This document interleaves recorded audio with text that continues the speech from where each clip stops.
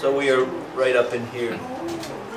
Each of these little doorways, if you can find your way around, feel free to poke your heads in there, is the breech for each one of those gun barrels.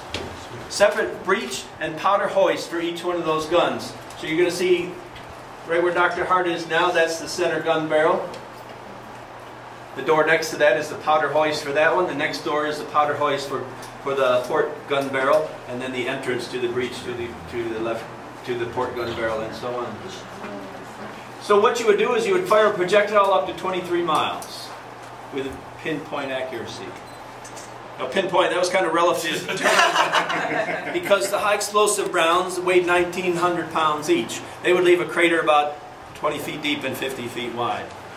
They say the battleship New Jersey, one of the Iowa class, one of this class of ships, would pretty much blast away a landing zone for helicopters in Vietnam, clear the jungles so they would have a spot to land.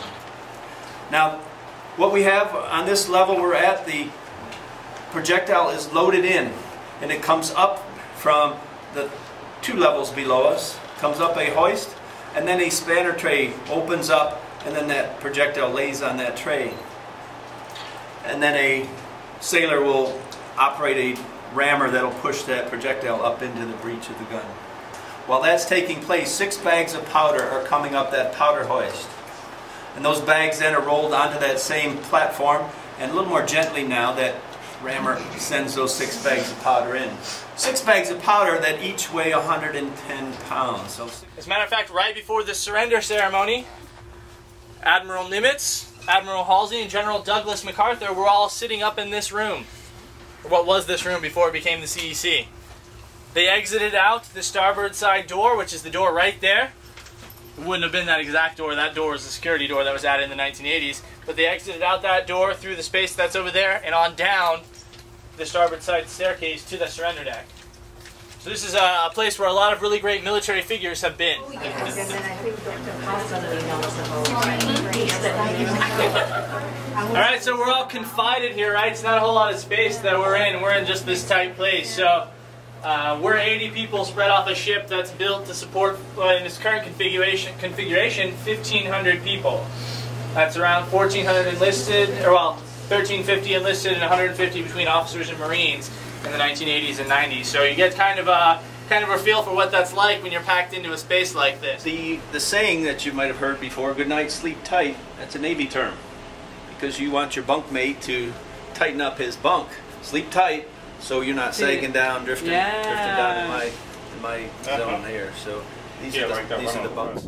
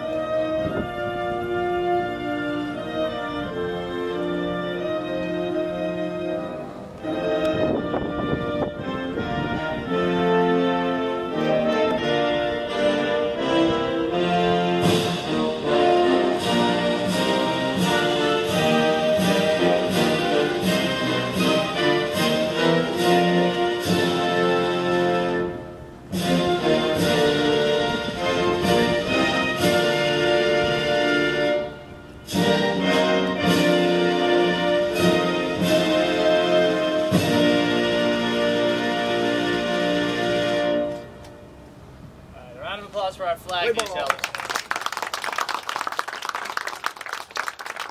Charles B's in Hawaii Pacific University's MA DMS program. Interesting. Realize, it's like, I'm sleeping where someone was, supporting the Marines at Okinawa. Someone that was in this bunk was off the coast of Korea. Someone that was in this bunk was in Desert Storm, supporting that operation when I was 10 years old. So it's lot of, it's very interesting. I can't imagine what it must have been like to actually serve on this ship in 1991.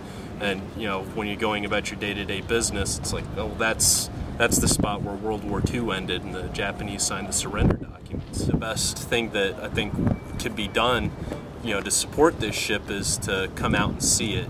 And being here in Hawaii, I know there's a lot of people that live here that haven't been aboard yet, and it's, they really should. It's something you'll never see anywhere else. You've got the USS Arizona Memorial 100 meters away from the USS Missouri, and within eyesight you can see where World War II started for the U.S. and where it ended, and it's there's no place else like this on Earth. My name is Kyle Gaynor. I'm in the Diplomacy and Military Studies program. The experience after doing this for 3 years, the experience and the feeling after each time is still the same. It's one of awe and amazement at what the people on the Missouri do, the people who work here, how they maintain the ship.